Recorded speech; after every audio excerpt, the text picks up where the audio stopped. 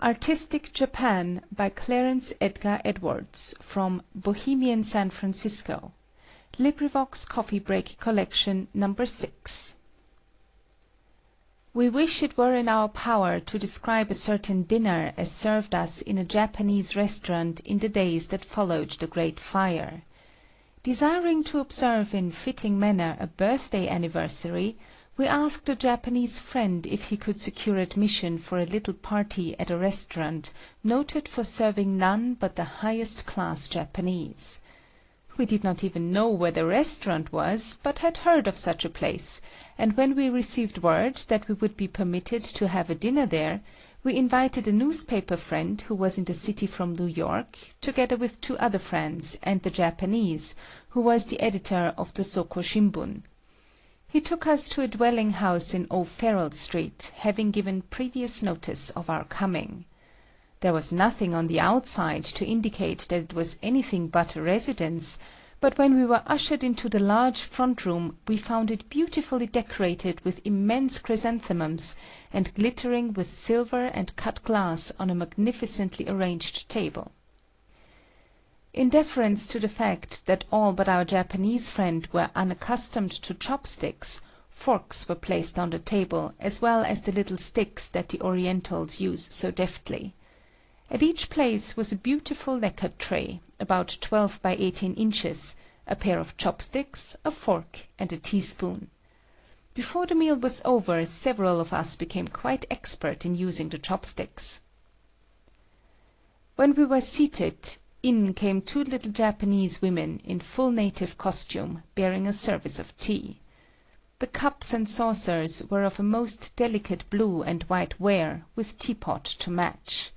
Our first cup was taken standing, in deference to a Japanese custom where all drank to the host.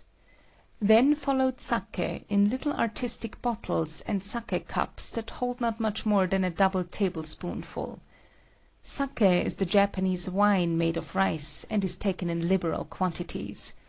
At each serving someone drank to someone else, then a return of the compliment was necessary.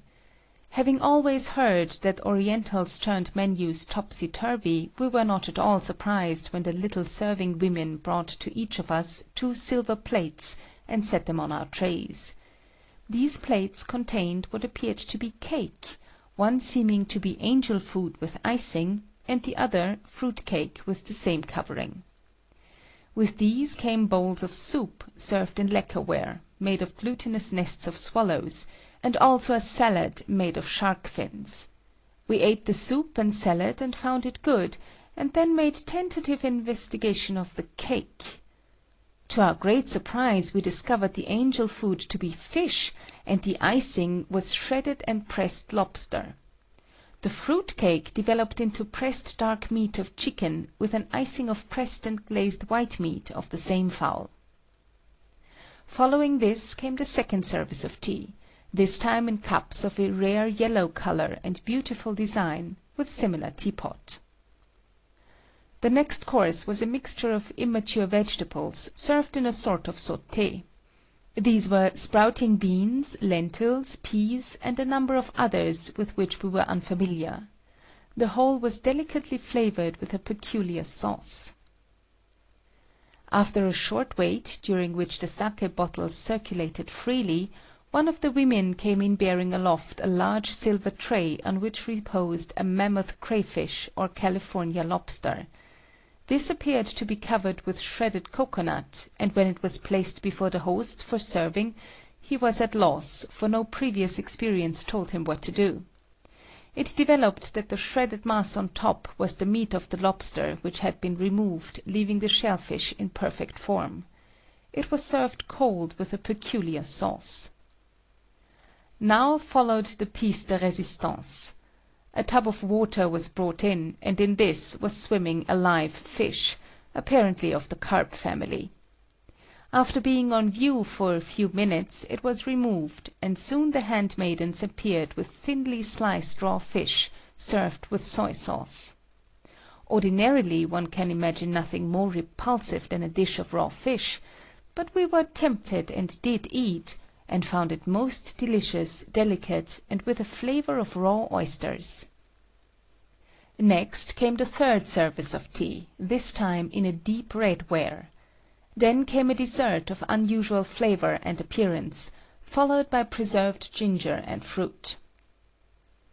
It must be remembered that during the meal, which lasted from 7 until past midnight, sake was served constantly, yet no one felt its influence in more than a sense of increased exhilaration. It is customary to let the emptied bottles remain on the table until the close of the meal, and there was a mighty showing. It was impossible to eat all that was set before us, but Japanese custom forbids such a breach of etiquette as an indication that the food was not perfection. Consequently, the serving maids appeared bearing 6 carved teak boxes, and placed one at each plate. Into these we arranged the food that was unconsumed, and when we went away we carried it with us. To cap the climax, the Japanese stripped the room of its bounteous decoration of chrysanthemums and placed them into our arms, and we went home loaded with food and flowers.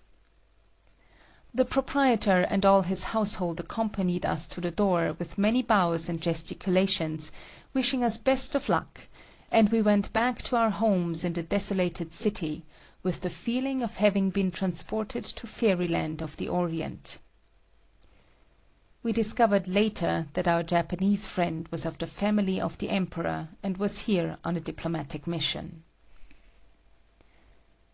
End of Artistic Japan by Clarence Edgar Edwards.